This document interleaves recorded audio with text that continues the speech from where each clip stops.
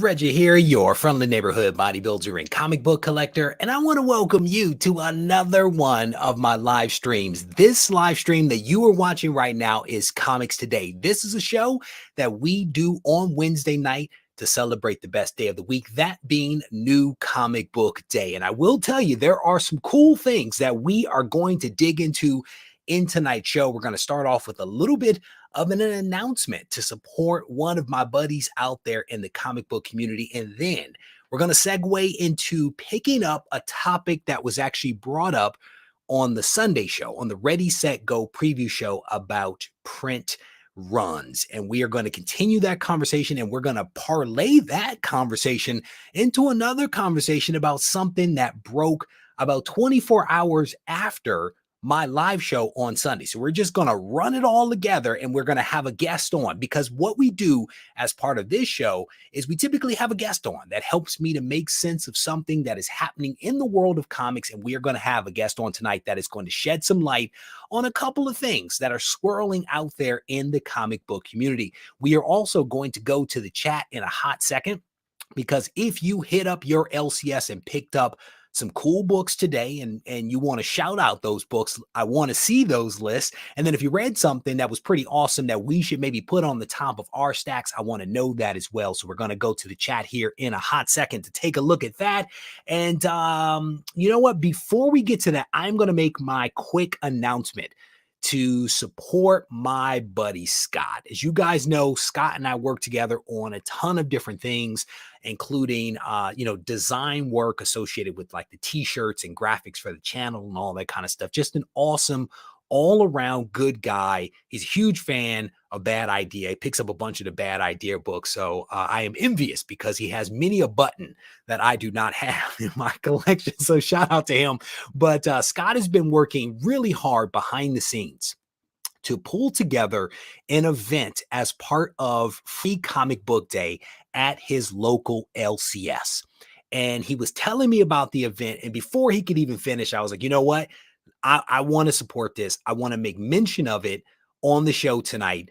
And no sooner did I say that than one of the people that is going to be appearing at Free Comic Book Day reached out to me. A guy that I've spoken with before reached out and volunteered his support. So we're probably going to get him on the show here at some point down the road. But before we get too far, my buddy Scott is organizing this event as part of Free Comic Book Day. He is bringing together a couple of creators that are going to be at his local LCS to meet, greet fans, and also sign some of their comics. And one of those books is one that you guys have heard me talk about before, and that's the creator that actually reached out to me. So let me go ahead and share my screen real quick so you guys can get some of the dope details that are going on. So it is JAF Comics, and this is in Bethlehem, PA. So if you are near Nazareth Pike in Bethlehem, PA, I encourage you to swing by, because they are doing this event on Saturday, August 14th. And you guys can see this up on screen.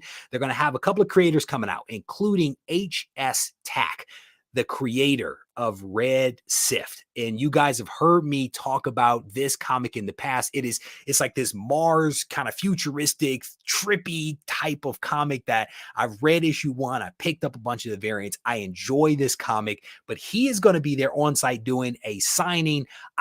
It says here 11 to 3. 11 to 3. I think the doors open around 11. He'll be there at that time signing the comic. You guys can see it right there on screen. And I don't know this for a fact, but I'm assuming that Scott actually did the graphics for this. Again, a super talented guy. Shout out to HS for actually reaching out to me and offering up his support. We are going to try to get him on the show here in the coming weeks, because I want to talk to him. I like this book and I want to talk to him. You guys, we know we have a lot of creators come on the show from time to time, because we want to support these indie creators as best we can. So HS will be there at JAF Comics in PA. So if you guys are nearby, check that out. The other creator that is going to be on hand signing comics is someone that I am not familiar with, but I want to become aware of. I want to dig into some of her material. Carla Nappy is going to be there, and Duplicate is her comic. She is going to be there signing from 11 to 3 on Free Comic Book Day. That is this coming Sunday, August 14th. And so you can see the details there at the bottom of the screen. I'll mention this. Signing times may vary. Books are available on a first come, first serve basis. So if you are interested in meeting these folks, getting some books signed, if you do not have them, make sure you show up on time, if not early, to ensure that you can do some meeting, greeting, and getting some signatures. So again, shout out to my man Scott for putting together this awesome event at his local comic shop. This is how you support LCSs. So there you go. That is our announcement. So again, I'm going to go here to the chat real quick to see what it is that you guys may have picked up. I was watching this guy earlier today. I stopped in. He's in his car. He's in his car outside of the LCS. He goes live on the Instagram to share the books that he picked up. This guy right here, Burke Family. And he says to me, "I'm sorry, Reggie, no Marvel today." And my response to him was, "Brother, I know what show I just joined," right? Because he is a DC guy. He is not a Marvel guy. So I knew what was going on. But shout out to Burke Family 54 Comics. Good to see you, brother. Throw up in the chat what you picked up. Paradise. What is Miss Paradise saying? She lost it. There we go. She says, "I will be traveling for work on Free Comic Book Day." Oh man, that's brutal. That's brutal. Hopefully you can get a friend. Phone a friend, get a friend to stand in line for you. There you go. There you pretty flies on the pretty flies. Like just get a friend. Ask your LCS. I'm gonna tell you, LCS owners pay for these comics, but if you are someone that shows up and supports them, they will probably support you if you reach out and ask them. Scott's giving a shout out here to Duplicant, saying that it is a cool read. Again, I had not even heard of it until you mentioned it, brother, but I am going to try to track down a copy because I do want to read it. They're putting out some good indie stuff, man, and it's like you try to read as much as you can, but there are some things that get by you. But I like the word duplicant. I like that word. So read that one. Who is that? I saw something. Hold on. Let me see. There was a comment here. It got away from. Oh, you like that? They don't know, Scott. They don't recognize the shirt that I'm wearing right now. We're not going to show them. We're not going to show them. Scott and I are working on so many different projects, and a lot of times the projects are right there, but people don't necessarily see what's going down. Let me scroll through. Let me see. If you guys picked up some stuff, let me know what it is that you picked up. Reggie, how you doing, brother? He said, "I will pick up my books on Saturday during Free Comic Book Day." There you go. Joe was in the house. Joe had an espresso mail call earlier today. He unboxed some books that he picked up for me. I'm gonna be honest with you. His background was like something that you see in a magazine or on a fake set. I don't know if he was actually on location filming this thing or was at his house, but his background was way too perfect. So if you guys check out Joe's channel when you get a chance, he is here on the YouTube machine. So scrolling through, Scott picked up Daredevil, Defenders, and also X Factor.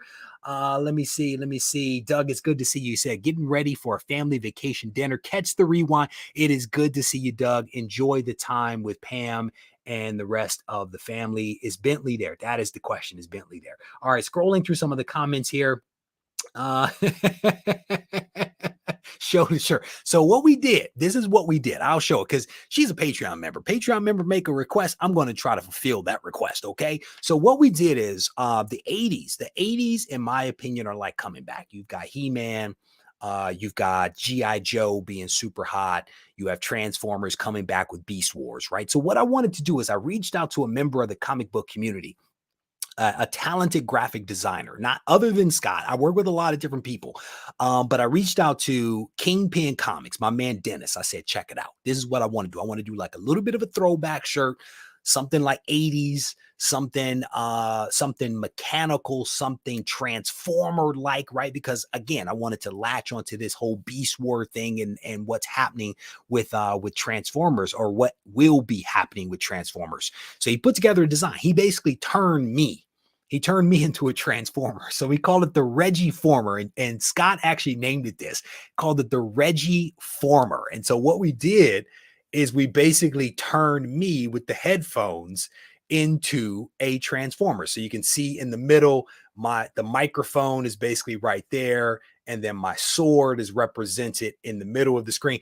I'm a Transformer, y'all. That's all that I'm saying to you. Okay. So we did this thing in 3 colors. We did charcoal, with charcoal with gray, and then a gray shirt with charcoal, and then like basically the Iron Man color. So Scott hooked it up, man. My man Joa, thank you, brother. I definitely appreciate the super chat there. Thank you, thank you. But again, we've been working. We have what, like 3 designs that we've done as of late, 3 different shirts that are going to be released at some point. We're working on some other things for like the fall as it gets a little bit cooler. So we're working on a couple of different things. So I definitely encourage you guys to stay tuned. And there you go. This is the secret. I'm saying that Joe was on set, felt like a fake set because it was way too perfect and well designed. Now we know that his wife was behind it. I'm gonna tell you, getting a wife involved is always a beneficial thing.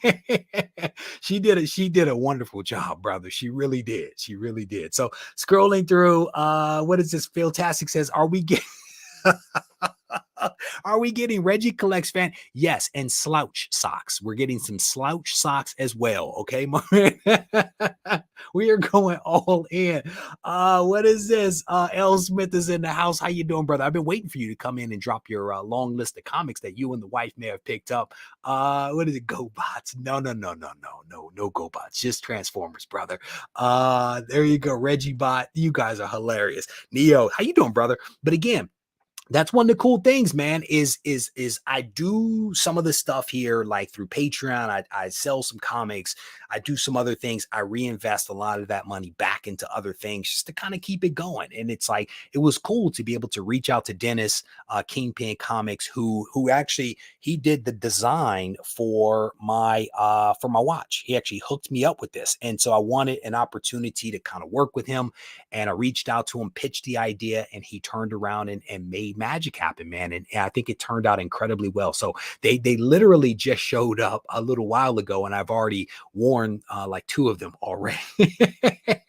At some point, we will release these. I need to figure out the cascade of when the release will actually go on. But they're right now on the website. Right now on the website is the original Gibbon Gang t-shirt, the one that was drawn by Seabird Studios a couple of years ago. I brought that shirt back. It's in 3 colors, I do believe: red, black, and green. And then we have another shirt that you guys may have seen previously in a video. I don't know if you paid attention to it. I think Tina saw it, but there is another shirt, and then there's this one. So all of these shirts will be coming out very, very soon. Stay tuned for that. You need, what is that? What was that watch? Swatch. You need a Swatch watch. That's what you need. That design will go great with leg warmers and a headband. Brother, here's the thing. No hair. I don't need a headband, but I will rock a fanny pack. I will rock a fanny pack. Oh my goodness, I'm telling you that I like to stay busy. I like to stay busy. So, we've gone down.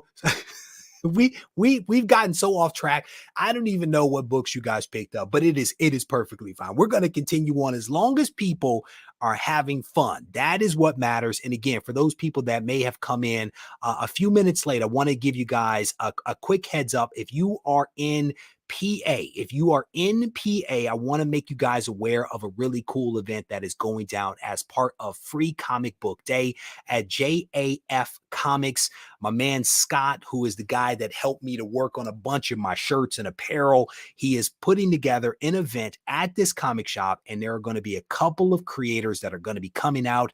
My man right here, that is the creator of Red Shift, is going to be on site signing comics from 11 to 3. HS Tack is going to be there. I encourage you guys, if you are in the area, to swing by. If you want additional details, Scott, maybe you throw up in the chat here your Instagram URL or screen name, so people can actually reach out to you in case they have some questions about some of those things. If you're going to wear a fanny pack, you have to rock it, okay, brother? You know the cross colors with in the suede fronts. You already know. All right, so earlier this week, on Sunday, we started having a conversation about some practices that may have not been as transparent as they could have been. And I'm talking through some of this stuff. And if you guys haven't seen it, go back and watch that show. But then I segued into this larger kind of thought around the lack of transparency around print run information. And I decided that I was going to have a guest on to help me to talk through some of the stuff. We actually took the conversation that was public and we went private on Patreon, and we had like a 30-minute conversation on Patreon after the show on Sunday. And now we're continuing the conversation again back in the public domain. And so I want to continue having this discussion because I have some additional thoughts. I think my guest has some thoughts about some things. And then, like I said, there was a issue like 24 hours after my live stream on Sunday. Some things kind of blew up that are continuing to spill over into other things. And we're going to talk about all of that here. And so to that point, I actually want to welcome to the show. Technically, I want to welcome back to the show my man Wayne, aka Squirrel Madness. Hey everybody, how are you? How you doing, Regie? It is good to see you, brother. You too. We're gonna. I didn't know you were gonna dress up. I mean, it's just a Hawaiian shirt. It's not that exciting. I'm over here in a t-shirt. I would have dressed up had I known. You know. I almost wore a t-shirt, but I came in from work. This is what I was wearing to work, so I thought, okay, I'll there you go. Stay. Yeah. Looking good, brother. So thank you very much. I want to welcome you back to the show. I think this is the second time you've been on the show. Right? Punch card, punch number 2. But probably like the 6th time we've been on camera together because we talk on Patreon often. But this is only the 2nd time that I've actually had you on the show. But I want to welcome you back. I definitely appreciate you coming on. So you heard the whole setup. Like on Sunday, we talked about a lot of things. Sunday after the show, we continue to talk about some things. And here's my thing. Mm-hmm. We have a lot of data to some degree or another when it comes to comic books, right? We have sales data through Comic-Con, which is heavily caveated, right? It is heavily caveated, but there's data there. We certainly have sales data through a plethora of platforms. We have ratio variance, 1 in 10, 1 in 25, 1 in 50, 1 in 100. We have the ratio variance. We have exclusive retailer variants that are supposedly limited to a certain number of copies, right? Supposedly. Supposedly. And part of my question is, why don't we actually have print run data? And what I'm talking about is the exact number, or even roughly, like ballpark, how many copies of a comic were printed. What are your thoughts as to why we don't have this piece of information? I think it's because it doesn't benefit the comics publisher, whatever the comic house is. I think the idea of actually talking about the actual number of books you physically print, so you're factoring in potential damages, overruns, copies you want to keep in reserve if you want to ship extra. I think they know that comic sales are partly spurred by a sense, not of scarcity, but having a sense of collectors wanting to know that there's only a certain number of books. So if you find that, your 500,000 books you hear are distributed to comic book stores throughout North America, or whatever the case may be, but you printed like 750,000, all of a sudden there's a perception that this book isn't a special anymore. And I think they want to preserve that sense of specialness, because that helps their bottom line. But to that point, does that lack of transparency, is that lies by omission, right? But by not disclosing information that you have so as to present something different, is that a lie by omission? No, because what they're saying is, I guess from their perception, or you could at least argue that they're just saying, this is how much we're putting to market. Whether that's the final real number of a copy of a book that actually makes it to market, that's what they're saying. So they don't feel, I would think they're not thinking that they're omitting information. Mm-hmm. And to be 100% honest with you, I kind of feel like print run data, to have something to compare your print run amount versus your ship amount, is like giving out proprietary business information to the public, especially if you're a publicly traded company like Marvel as part of the Disney sphere. It's publicly traded. I think you're starting to get into that realm of, is that too much information for the public to know? How does that impact people's perception of our business? You can start to think about how much expenditure capital you're putting out as a company to print this, and people can start to sort of factor these thoughts in when they're thinking about the value of what you're doing. And I can see they want to hide that. You just said a lot there. I mean, if you really break that down, there is a lot that you just put into that, right? So what I'm hearing you say is that on the surface of it, we don't have this information because it does not benefit the publisher. It does not. To some degree, if we knew this information, we might think about the hobby and even the health of the publishers in a completely different way. And this is actually something Joe brought up. Joe brought this up during our whole Patreon thing and subsequently, that if we had print run information, we might find out that these publishers were not as healthy as we think that they might be.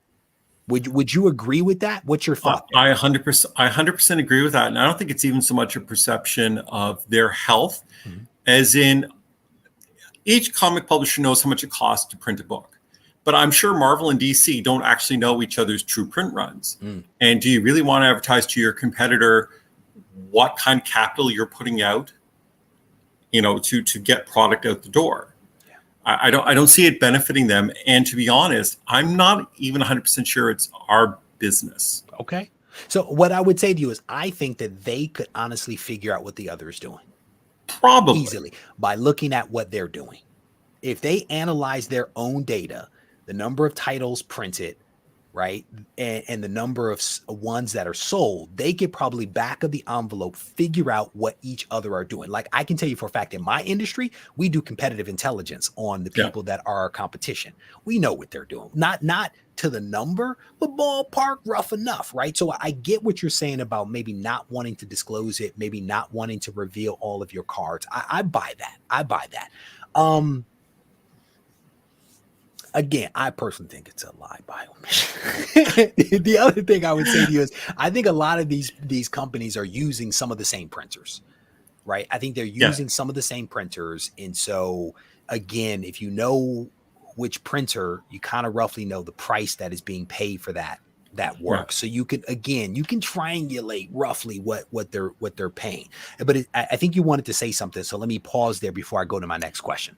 No, go ahead with the next question. I was just going to say, I think the comic publishers really I think they're just trying to protect the product that they have to create that sense of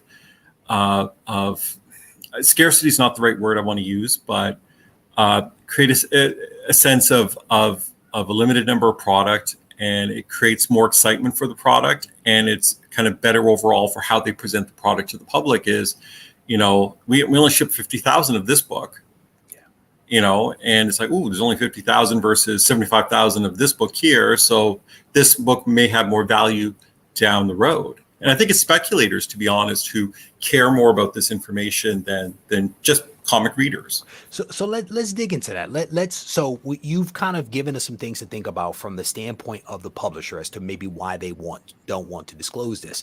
Do you have thoughts as to how this type of information would be beneficial to a comic book collector or speculator? Because I have some thoughts there, as you would imagine. Yeah. So I'm curious what your thoughts are as to maybe the benefits for that group. To know the information? To know the information. Certainly, I think it would certainly help them sort of hone in on very specific books based on print run numbers. If you can then take the print run numbers and compare it to ship numbers and sort of extrapolate. So, like, for instance, the Comic-Con numbers are the numbers that go to direct market retailers or direct retailers, I believe. So you can start to sort of see, maybe factor in how many would end up in other types of retail markets. And try to get a sense of how many ship versus how many, were printed. You can get a sense of how many overruns there are. You can speculate whether or not they're going to hit the market, and then based on that, you would buy quantity and invest in certain books. Yep. I guess based on your perception of what its scarcity would be. So let me throw this at you, and I want to get your impression on the other side. To some degree or another, one of the biggest gaps that we've always had in data is to understand how big the pie is. Yeah. We don't know how big the pie is definitively, right? We can assume based upon the direct market sales from Comic-Con, maybe what some of the pie might look like. A slice of it, of course, comes from the CGC data, right? Another slice comes from the CBCS data, which was recently released when they came out with their census. But the biggest part of it, of course, is the raw books. And so we can get raw books somewhat, as I just mentioned, from Comic-Con, but we're still missing is it a small pie, medium pie, or large pie, right? Because we don't have all of the information. So to some degree or another, we are having to guess as to the rarity, scarcity of the collectibles that we are paying big money for. Yeah, I mean, I think there's, to a certain degree, you can assume they're not going to super overprint particular books. They're not going to want to put money into something they're going to pulp. You would think. And I think they know their numbers, and I'm sure they project and hit targets that they want to hit in terms of a print run with some safety margin for damages and that kind of thing, or third party kind of market, like so many they're going to put aside to make 3 packs to go to Walmart or whatever the case may be. But they're not going to like print. I don't know for sure, but I would like to think they wouldn't be printing an extra 150,000 of a book. You would assume. So I think I would like to think the numbers of what's printed and versus what's shipped is kind of relatively tight close together with just a small margin of error, because it would be pointless to print tons of stuff to pulp. Yeah, but even that piece of data would help. Even saying, hey, it's 10% overage, 20% overage. Even that little bit of, if it's not the exact number, give me an average for the year. That even would be helpful. Again, it would be helpful, because what my challenge is that for those that are coming in a little bit late, we are having a conversation about maybe the lack of transparency, possible lies by omission of print run data and what is actually happening with comics. Part of it is that comics have exploded in value big time. And as a result of that, the secondary market is super hot, right? You can go to eBay almost any day of the week, and what you will find on eBay is rare. It's a rare comic. It's super rare, ultra rare, right? But maybe it's not. And that's part of the question is it really rare? And if I had more data, I could figure out, do I want to pay $100, $1,000, $10,000 for this comic, right? Because here's, like, for example, Hulk 181 defies logic.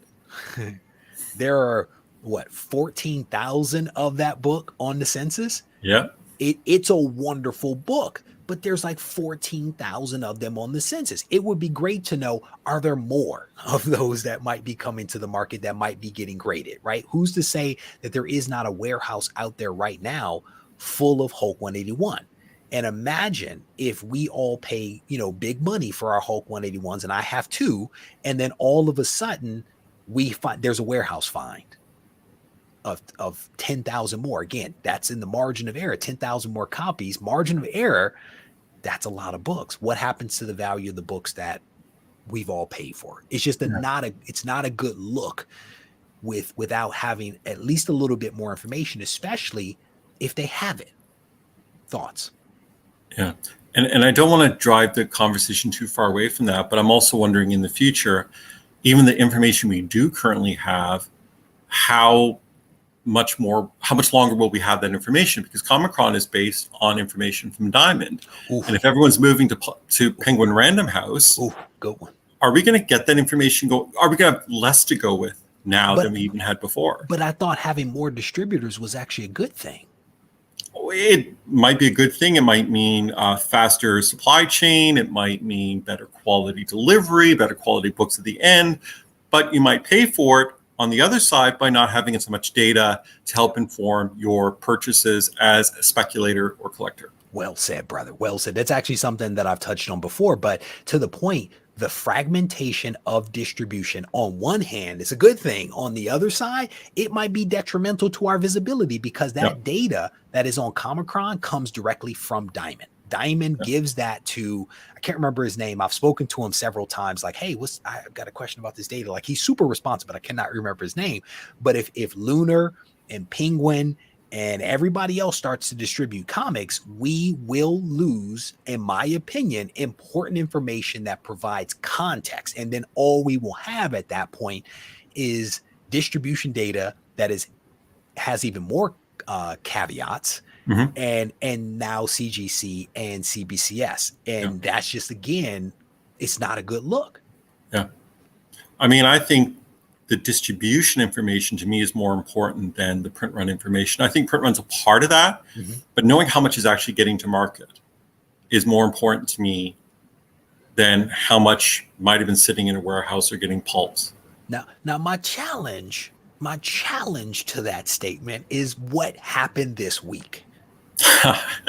That's my challenge. Yeah. And so for those that don't know, on Sunday, we started talking about, maybe some shenanigans happening out there, lack of transparency, and some things that were going on. We started then segueing into this whole conversation about print runs and how print run information I think would be helpful for me to know, because now I know the pie, and then I have the CGC, the CBCS data, I have the Chromicon data. I can see how big the market is and whether a book is rare or scarce or not, right? And help me to figure out how much money do I want to pay for this thing or invest if I happen to be an investor. Less than 24 hours after that show, there was some news that broke that is being called Variant Gate by the guys over at Bleeding Cool. And essentially what has happened, and I want you to fact check me on this, Wayne, if I get something wrong. What has essentially happened is that there are copies of 1 in 500, 1 in 1,000, and even exclusive retailer variants that are being found in Walmart 3-packs all across the country.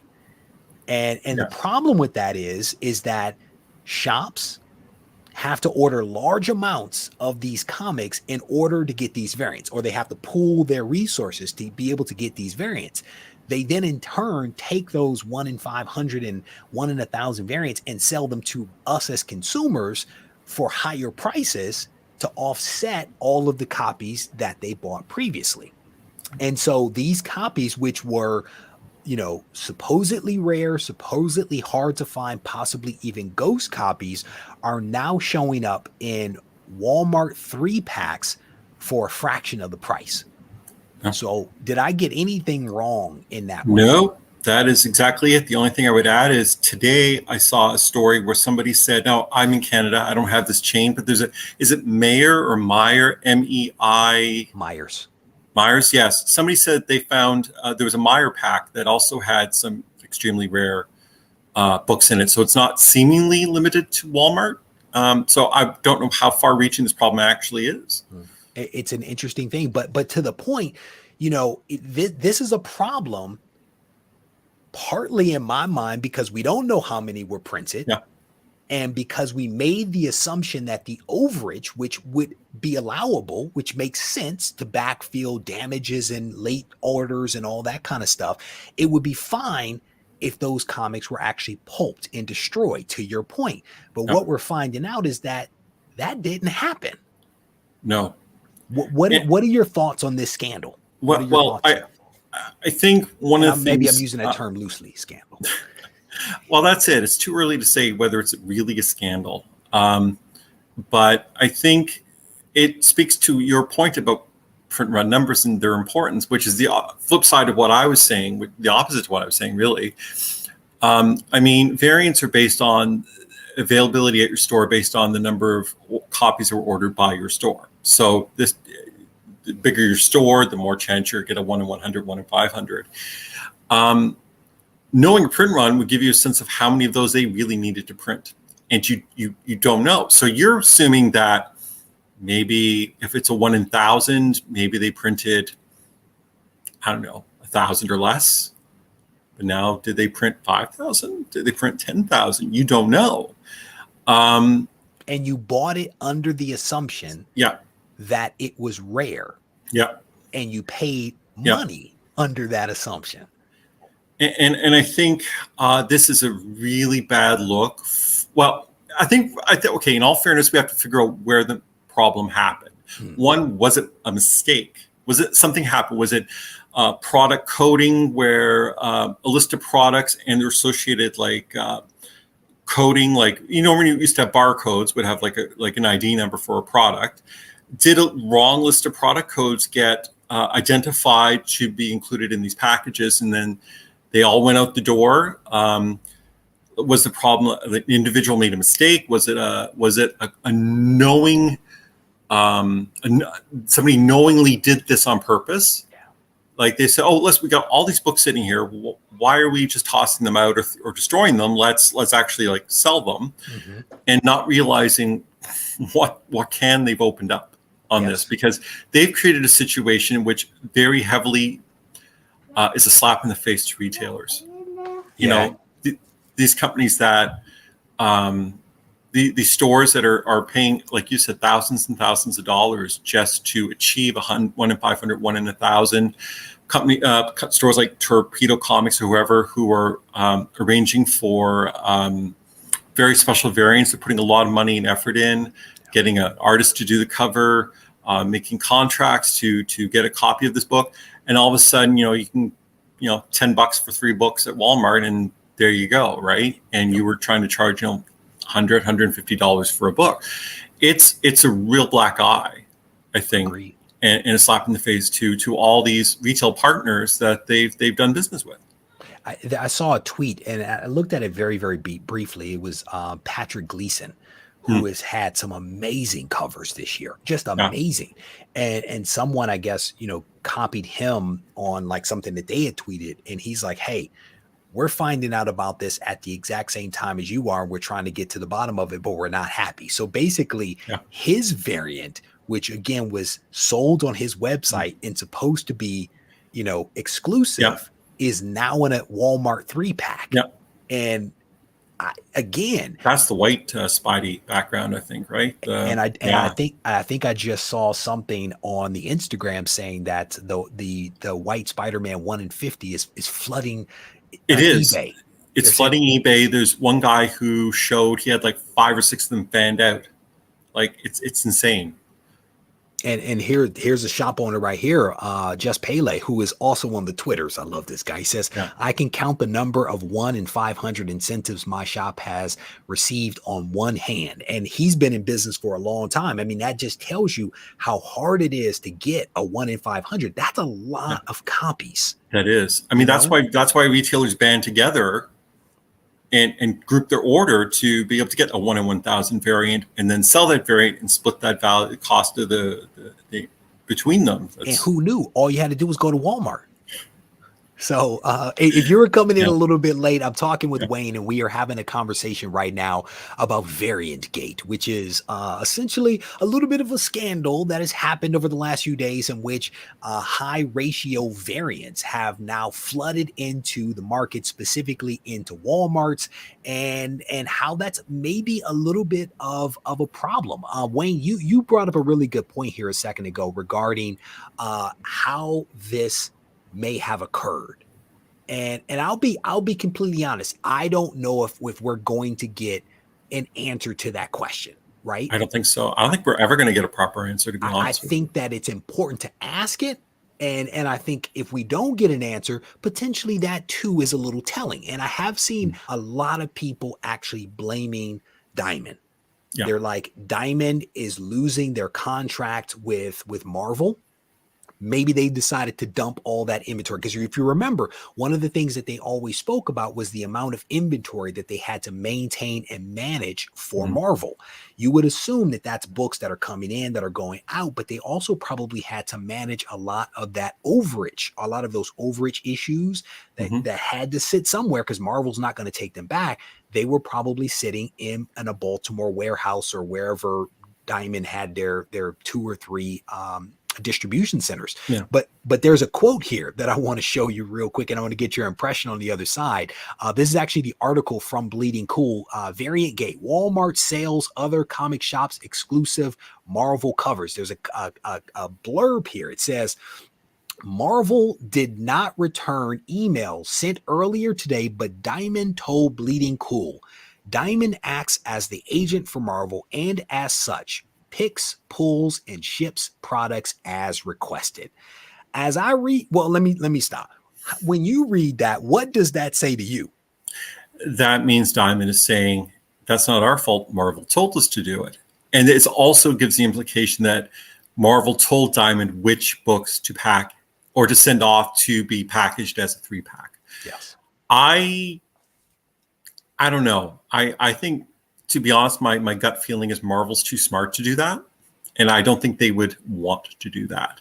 Yeah. I also would like to think that Diamond isn't stupid enough to shoot itself in the foot as a business to do something sort of so flippant that it would create a bad buzz around them and the kind of way they do business. And if you decide to take business away from them, they're just going to just say, yeah, whatever, I'm just going to screw around with you and your product. Like, then who would want to do business with them? Yeah, there is this blurb here that you just highlighted. It says the blame for Variant Gate is being pointed at problems with the use of codes and the distribution of covers. So maybe someone may have reversed some numbers or done something. It does not sound like it's an intentional thing to me. But to your point, I still don't think that it's a good look, you know?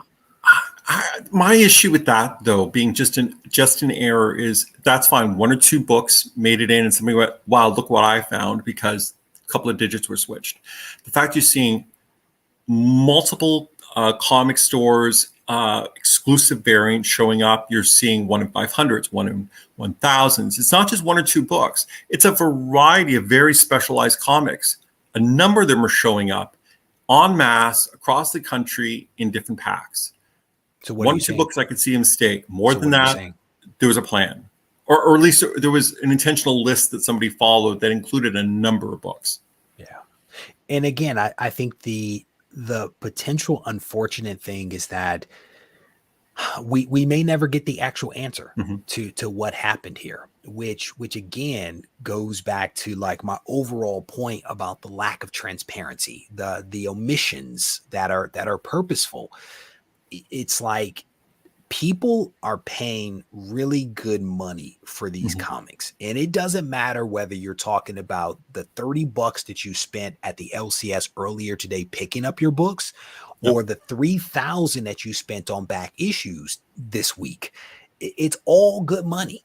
And I think that if comics are truly going to be considered an alternative form of investment, which they are, there has to be some accountability, some transparency associated with this stuff, because the truth of the matter is that somebody probably should have destroyed those comics. And this is another point that Joe made.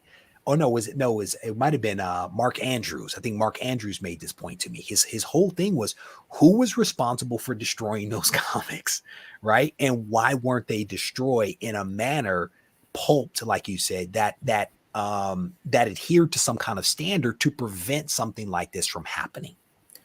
Is there a reason they weren't pulped? Like, do they have rules and stuff that we're not aware of about how long you keep something as backstock? Could be 2 years, could be 3 years, and then they rotate things through to destroy. We don't know what their policies are. So that's kind of I don't know if that's really but again, why weren't they pulped being an argument? It's lack of transparency. Yeah. But I mean, one could say, to your point, because you made this point, there are some things that we shouldn't know. And I actually respect that. There are some things we should not know. But then when there's a lot of things that we feel like we should know or have some insight, and you're like, no, I'm not telling you any of it, then that's where it becomes a little bit of a problem, where it's like, well, how can I support you if you won't support me? If you don't, I mean, and this goes a little bit far. I mean, they don't have a fiduciary responsibility to us. That's a little bit of a bridge too far, but it's like, come on, man, meet me halfway with some of this stuff. You know, and maybe for them, they look at the comic community as a whole of readers. Like, they're trying to appeal to readers, primarily less speculators, because for them, although generating buzz and having people come and buy books because they think, it's an exclusive cover, it's an exclusive variant, it's rare, whatever the case may be. Their ultimate goal is, I think, really to push their A covers to readers.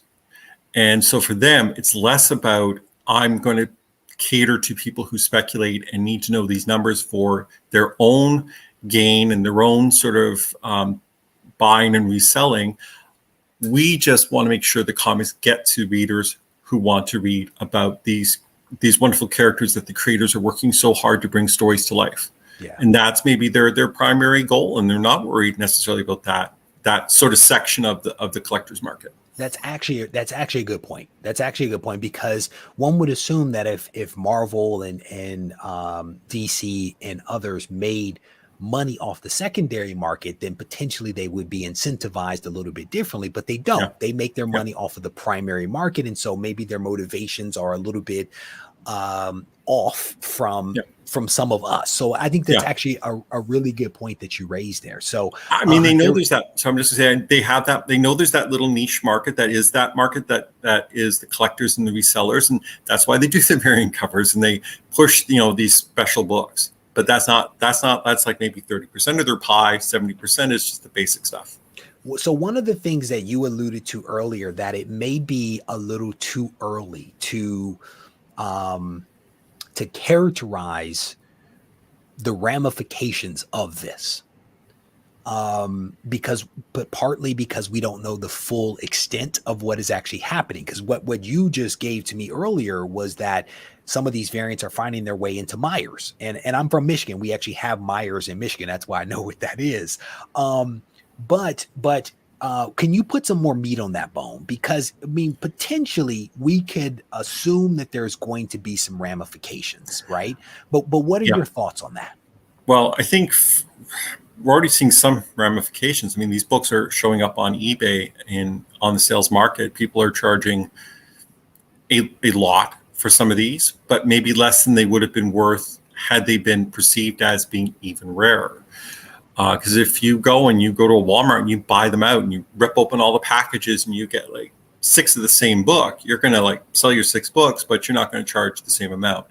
It's really going to hurt the market, the secondary market for some of these books.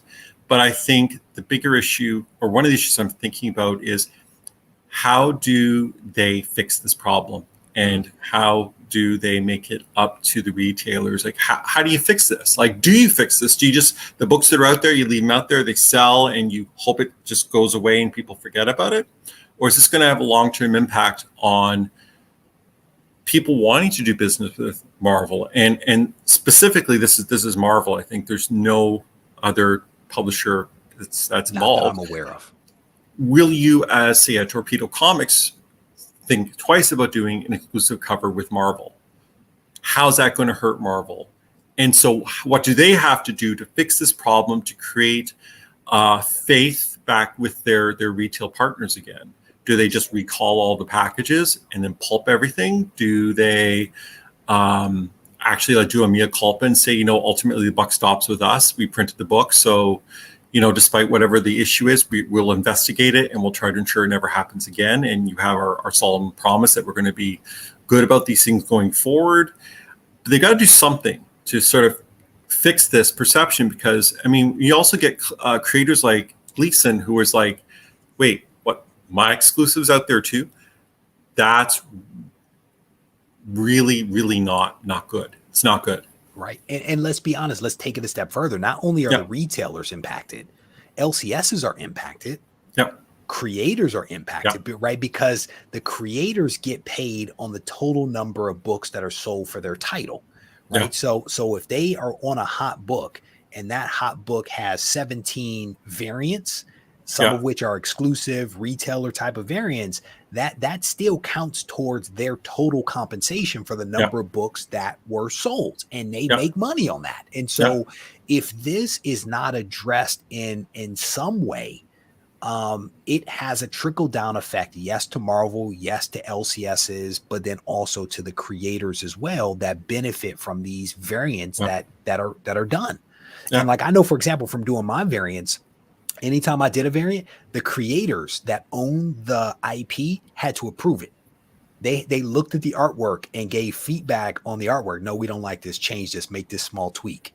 Because it's their IP, but they also get compensated and they want to make sure that things are done properly. So I think there is going to be a little bit of trickle down. Do you think that Marvel is actually going to come out and do something publicly? To be honest, no. I just, my gut feeling is they're not going to address it. Because right now, Marvel is a big part of a bigger pie, being Disney. Marvel's huge, Disney's huger. This is this big of a problem in their minds, I believe. Yep. Who's it hurting really? To their minds, it's a small number of people and a small, tiny wedge of their market.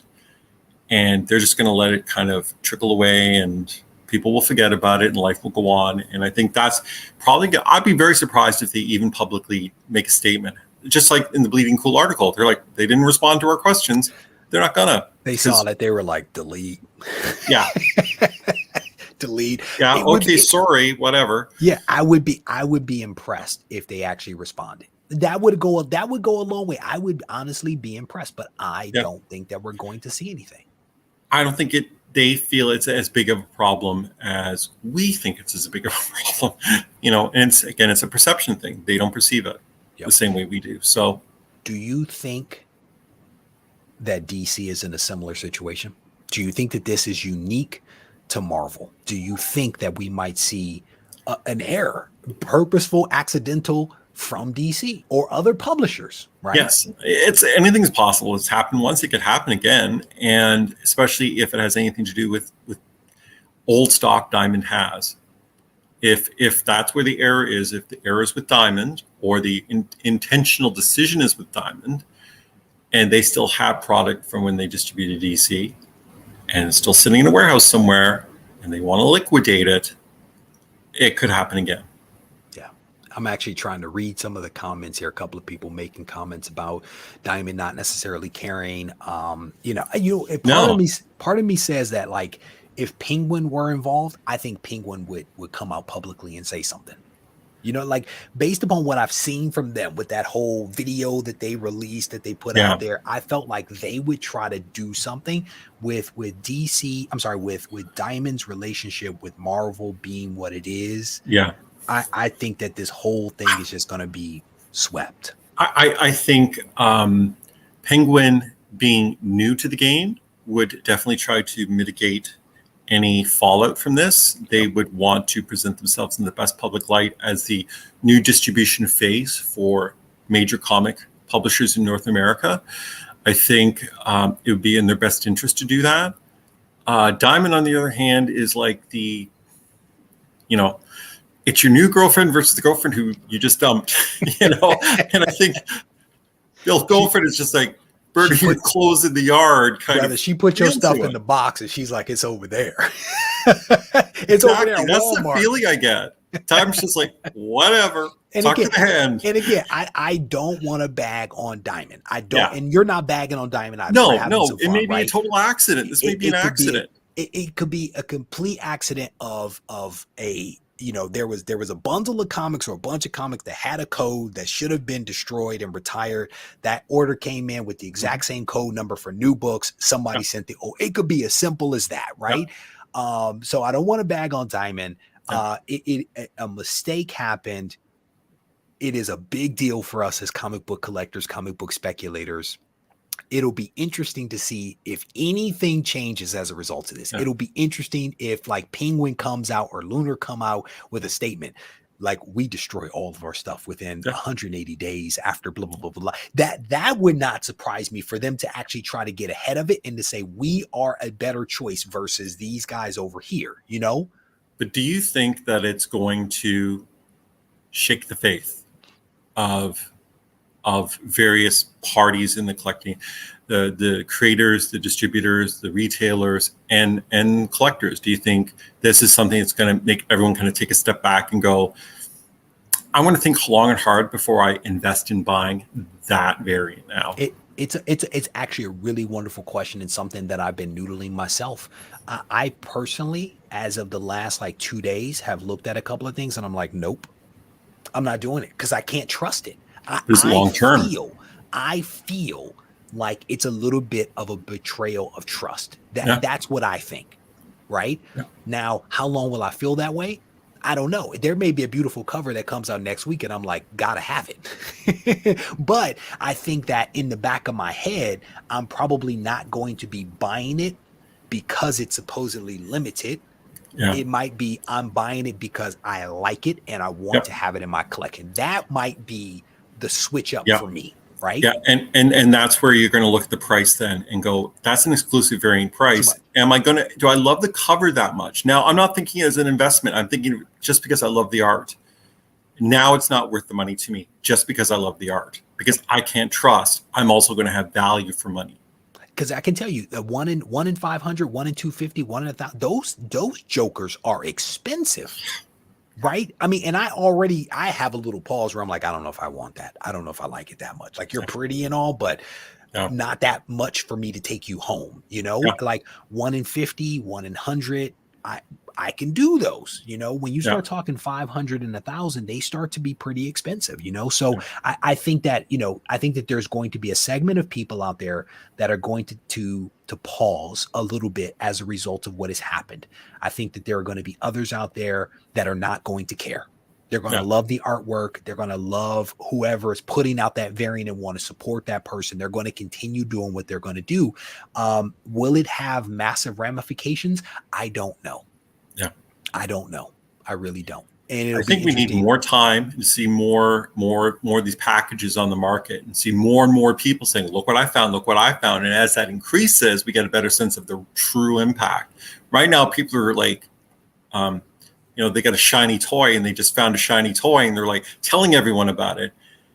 If that dies down and everyone hushes up about it and people stop finding these things, that it may just go away. But if it keeps going, like I right on Instagram, right before I jumped on, Alex, the comic hoarder was like, I think it said like 6 major finds or something like that in his Walmart variant. So, YouTubers, man, we're going to put out some content, brother.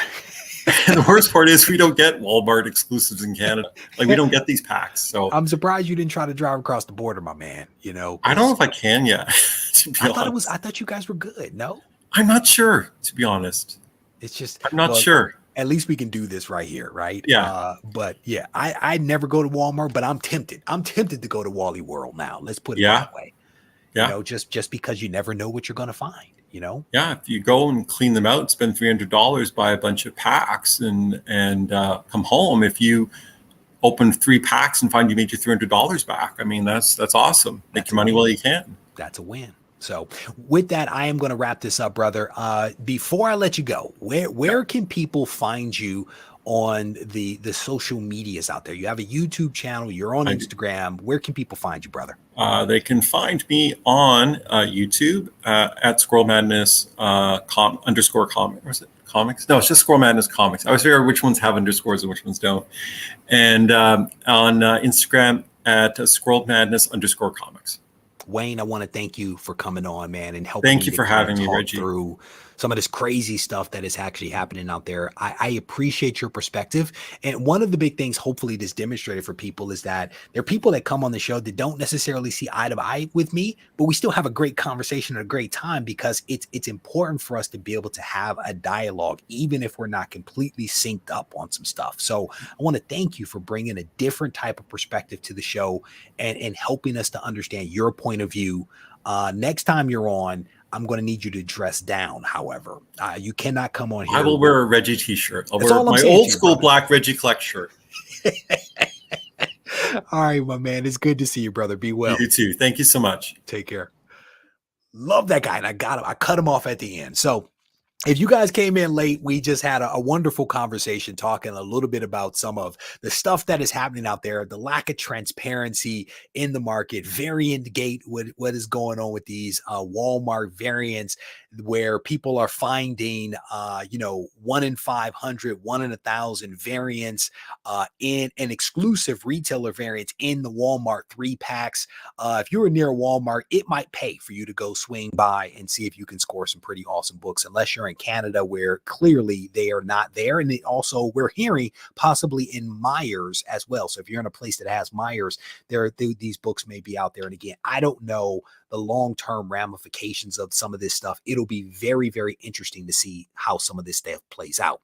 If you guys missed any videos this week, I definitely want to encourage you guys to check out the content. This has been a fantastic week for content. I will tell you, more people watch videos this week than any other week in a very, very long time. So I want to thank you guys for tuning into the content that comes out from the channel. We have one more video that is going to be coming out tomorrow. It is a video that I collaborated with Doug on, and we're actually going to look at 3 speculation comic books. And these comics that we're going to be talking about, as of when I recorded it, are not found in Key Collector app, an app that I absolutely love. These books are not in Key Collector app, and potentially are books that you actually have in your comic book collection already. So I definitely want to encourage you guys, if you haven't seen the videos released earlier this week, watch those videos.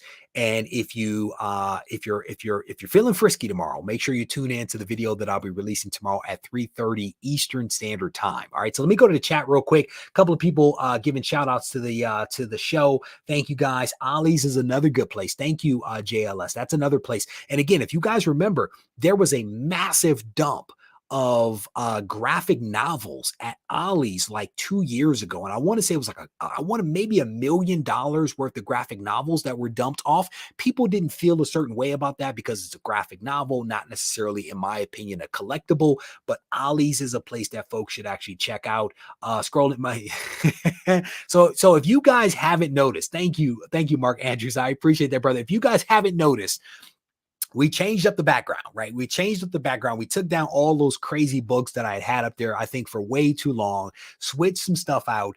And I don't know if you guys can figure out the theme of this wall, but I'm going to give it a second to see if you guys can figure out the theme up there before I tell you what it is. It was an absolute pleasure to have you on, brother. Thank you very much.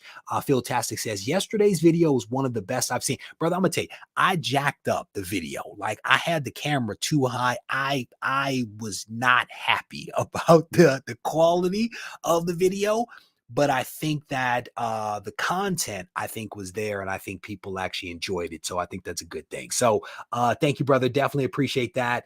Let me see. One day really shave your hair.